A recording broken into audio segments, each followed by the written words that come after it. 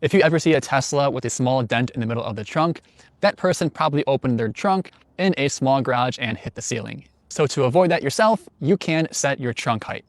To do this, open your trunk and manually drag it to the height that you want it to open. Then you want to hold this button until you hear this sound.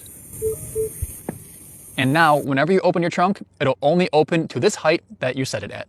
Nowadays, Tesla batteries are designed and meant to outlast the life of the car, and data shows that they do. But to get the most possible life out of your battery, you want to make sure you keep your daily charging limit at or below 80%. Tesla recommends rotating your tires about every 6,250 miles, which is quite often. Now, do Tesla tires actually wear out more quicker than gas cars? Honestly, I don't think so. I had a Model 3 that lasted me 58,000 miles before I needed to change my tires, but before I changed them, I totaled my car, but that's a different story. You can imagine the AC and climate control will be working a lot to keep it cool, which again, as you can imagine, would cost a lot of battery. A much better alternative is to, before you get in your car, open your Tesla app and go to climate controls and turn your climate on just a few minutes before, so when you get in your car, it can be an ideal temperature. Now, don't get me wrong, the Model 3 and Model Y Performance are awesome cars. And I do agree, for the level of performance that you get for how much they cost, they're a really great value.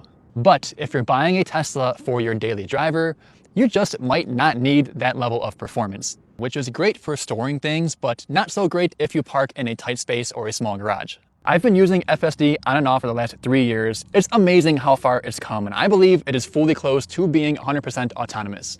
However, your basic standard autopilot is still a thing. Now, if you want something to get from point A to point B completely autonomously, full self-driving is absolutely it. Now, this isn't unique to Teslas. If you have any car that you love and want to take care of, you probably don't want to take it through those cheap automatic car washes. Touchless car washes are okay, hand washing even better, but if you want to avoid those swirls that you see in the paint when the light hits it a certain way, then you want to avoid those cheap car washes. Those swirls might not look like much, but to get a full paint correction to fix those can cost you a pretty penny.